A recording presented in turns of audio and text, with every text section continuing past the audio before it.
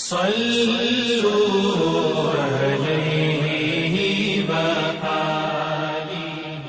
بخاری حدیث نمبر 11۔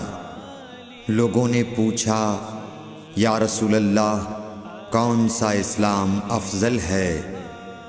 تو نبی صلی اللہ علیہ وسلم نے فرمایا وہ جس کے ماننے والے مسلمانوں کی زبان اور ہاتھ سے سارے مسلمان سلامتی میں رہیں۔ صحیح بخاری حدیث نمبر 12۔ ایک دن ایک آدمی نے حضرت صلی اللہ علیہ وسلم سے پوچھا کہ کون سا اسلام بہتر ہے؟ فرمایا یہ کہ تم کھانا کھلاؤ اور جس کو پہچانو اس کو بھی اور جس کو نہ پہچانو اس کو بھی، الغرض سب کو سلام کرو۔ صحیح بخاری حدیث نمبر 13۔ حضور اکرم صلی اللہ علیہ وآلہ وسلم نے فرمایا تم میں سے کوئی شخص ایماندار نہ ہوگا جب تک اپنے بھائی کے لیے وہ نہ چاہے جو اپنے نفس کے لیے چاہتا ہے۔ صحیح بخاری حدیث نمبر 14۔ رسول کریم صلی اللہ علیہ وسلم نے فرمایا قسم ہے اس ذات کی جس کے ہاتھ میں میری جان ہے، تم میں سے کوئی بھی ایماندار نہ ہوگا جب تک میں اس کے والد اور اولاد سے بھی زیادہ اس کا محبوب نہ بن جاؤں۔ صحیح بخاری حدیث نمبر 15۔ حضرت صلی اللہ علیہ وسلم نے فرمایا تم میں سے کوئی شخص ایماندار نہ ہوگا جب تک اس کے والد اور اس کی اولاد اور تمام لوگوں سے زیادہ اس کے دل میں میری محبت نہ ہو جائے۔ صحیح بخاری حدیث نمبر 16۔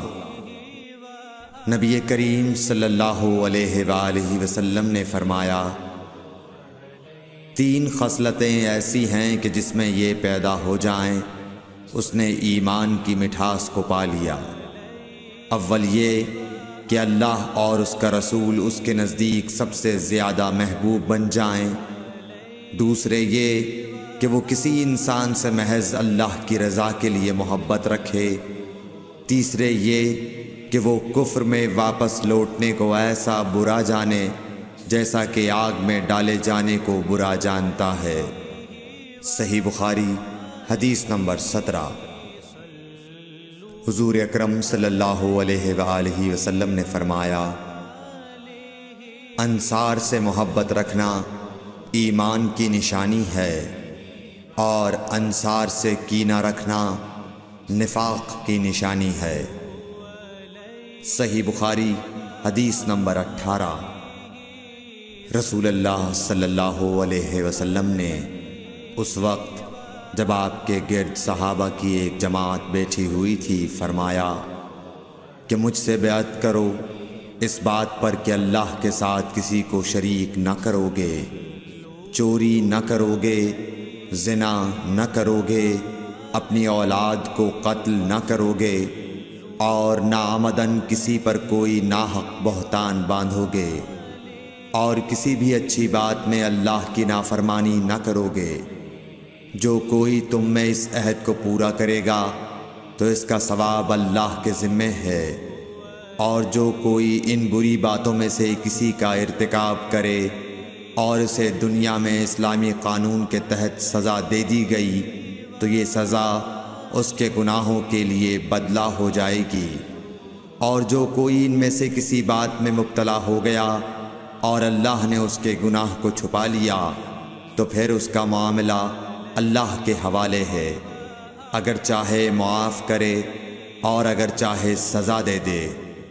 عبادہ کہتے ہیں کہ پھر ہم سب نے ان سب باتوں پر آپ صلی اللہ علیہ وسلم سے بیعت کر لی۔ صحیح بخاری حدیث نمبر 19۔ رسول اللہ صلی اللہ علیہ وسلم نے فرمایا وہ وقت قریب ہے جب مسلمان کا سب سے عمدہ مال اس کی بکریاں ہوں گی، جن کے پیچھے وہ پہاڑوں کی چوٹیوں اور برساتی وادیوں میں اپنے دین کو بچانے کے لیے بھاگ جائے گا۔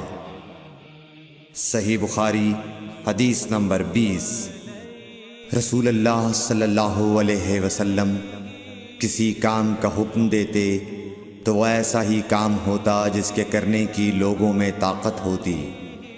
اس پر صحابہ کرام نے عرض کیا کہ یا رسول اللہ، ہم لوگ تو آپ جیسے نہیں ہیں، آپ تو معصوم ہیں اور آپ کی اللہ پاک نے اگلی پچھلی سب لغزشیں معاف فرما دی ہیں، اس لیے ہمیں اپنے سے کچھ زیادہ عبادت کرنے کا حکم فرمائیے۔ یہ سن کر آپ ناراض ہوئے، حتیٰ کہ خفگی آپ کے چہرہ مبارک سے ظاہر ہونے لگی۔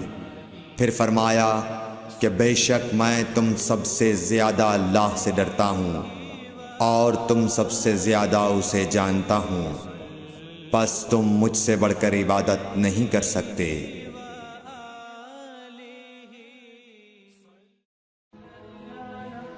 Thanks for watching. Don't forget to like, comment, share and subscribe to